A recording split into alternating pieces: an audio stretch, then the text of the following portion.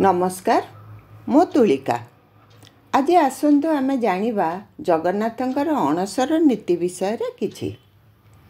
श्रीमंदिर विद्यमान प्रभु जगन्नाथ प्रतिटी ओडियार प्राणबिंदु। प्रभु जगन्नाथ ए जातिर प्रतिटी घरर सदस्य। दांतकाठी घसारू दिनचर्या आरंभ करी दही पखाळ खाई शोई पड़िवारू जना पड़े महाप्रभु जने खांटी ओडिया।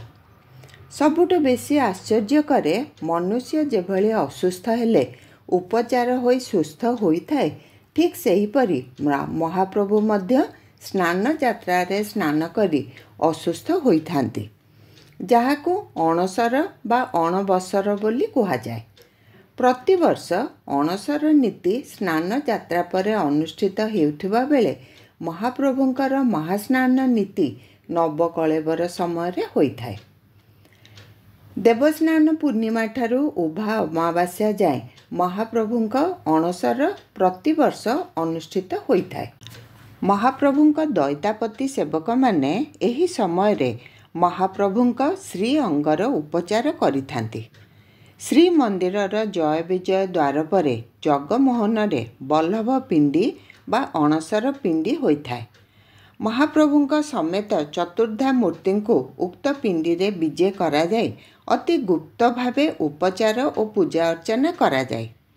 एही अणसर 15 दिन साधारण दर्शन बंद रहे। केवल दैतापति सेवक माने महाप्रभुंकर सेवा करिथांती। एही समय रे श्रीमंदिर रे आलोक जळे नाही, कोनोसी शब्द मध्य करा जाए नाही बा करा जाए न थाए। महाप्रभु को धला फूल रे पूजा करा जाए।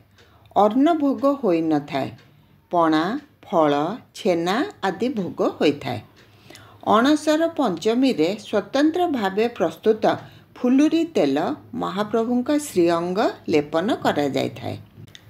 सेहीपरि दशम दिन महाप्रभु राजवैद्यंक द्वारा प्रस्तुत स्वतंत्र आयुर्वेद औषध 10 मूल मोदक सेवन करी सुस्थ हुअन्ति।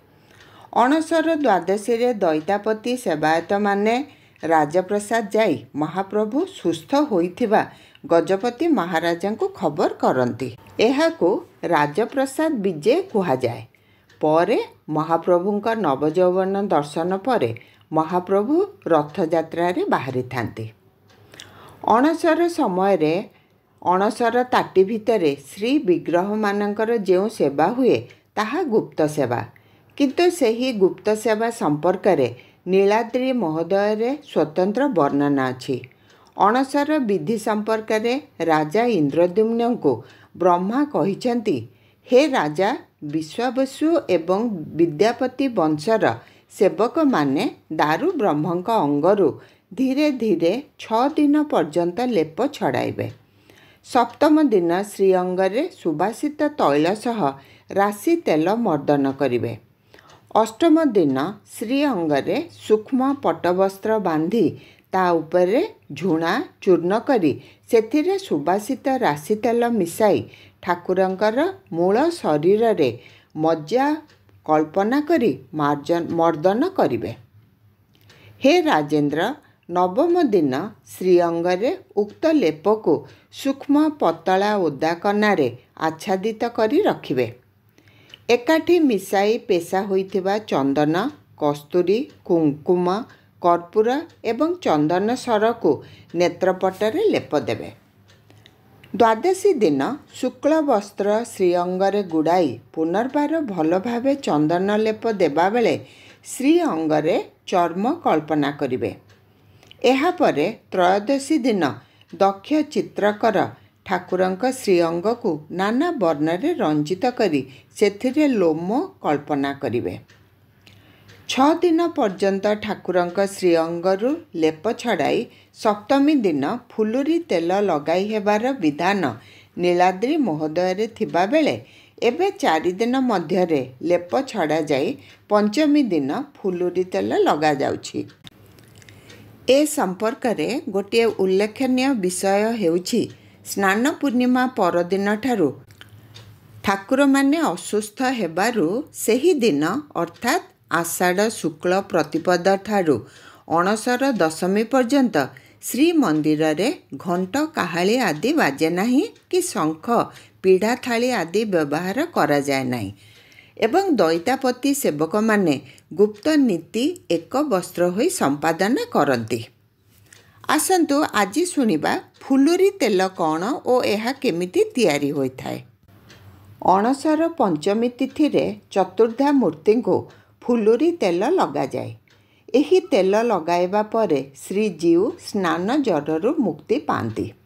ସେଥିପାଇଁ ଓଡ଼ିଆ ମଠ ପକ୍ଷରୁ ପ୍ରସ୍ତୁତ ଫୁଲୁରି ତେଲ ଶ୍ରୀମନ୍ଦିର ଭିତରକୁ ପଠାଯାଏ, ଯାହାକୁ ପତି ମହାପାତ୍ର ସଂସ୍କାର କରିବା ପରେ ମାଲିସ କରାଯାଏ। ଓଡ଼ିଆ ମଠ ପକ୍ଷରୁ ଫୁଲୁରି ତେଲ ପ୍ରଦାନ କରାଯାଇଥାଏ। ହେରା ପଞ୍ଚମୀ ତିଥିରେ 2ଟି ମାଟି ନିର୍ମିତ ଘୁମାରେ ଘଣା ପେଡ଼ା ରାଶି ତେଲରେ ବିଭିନ୍ନ ଔଷଧୀୟ ଦ୍ରବ୍ୟ ମିଶ୍ରଣ କରାଯାଇଥାଏ। ପରେ ସେଥିରେ ଔଷଧୀୟ ଦ୍ରବ୍ୟ ସହ ଅନେକ ସୁବାସିତ ଫୁଲ ମିଶ୍ରଣ କରାଯାଇଥାଏ। ଏହି ତେଲକୁ ହେରା ପଞ୍ଚମୀ ତିଥିରୁ ବର୍ଷେ ପର୍ଯ୍ୟନ୍ତ ମାଟି ତଳେ ପୋତାଯାଇ ରଖାଯାଇଥାଏ। ଗୋଟିଏ ବର୍ଷ ପରେ ଘୁମାରେ ଥିବା ତେଲକୁ ମାଟି ତଳୁ କଢ଼ାଯାଇଥାଏ, ଯାହାକୁ ଫୁଲୁରି ତେଲ ବୋଲି କୁହାଯାଇଥାଏ। ପରେ ସେହି ତେଲକୁ ଶ୍ରୀମନ୍ଦିର ଭିତରକୁ ପଠାଯାଇଥାଏ। ସେଥିରେ ମହାପ୍ରଭୁ ମାଲିସ ହୋଇଥାନ୍ତି। ଏହି ତେଲରେ ମାଲିସ ହେବା ପରେ ମହାପ୍ରଭୁ ଅଂଶରେ ସୁସ୍ଥ ହୋଇଥାନ୍ତି ବୋଲି ବିଶ୍ୱାସ ରହିଛି। ଦେବସ୍ନାନ ପୂର୍ଣ୍ଣିମାରେ ସ୍ନାନ ମଣ୍ଡପରେ 108 ଗଡ଼ୁ ସୁବାସିତ ଜଳ ଲାଗି ପରେ ମହାପ୍ରଭୁ ଜ୍ୱରରେ ପଡ଼ିଥାନ୍ତି। ତେଣୁ 15 ଦିନ ଅଣସର ପିଣ୍ଡିରେ ମହାପ୍ରଭୁଙ୍କୁ ଗୁପ୍ତ ସେବା କରିଥାନ୍ତି ଦଇତାପତି।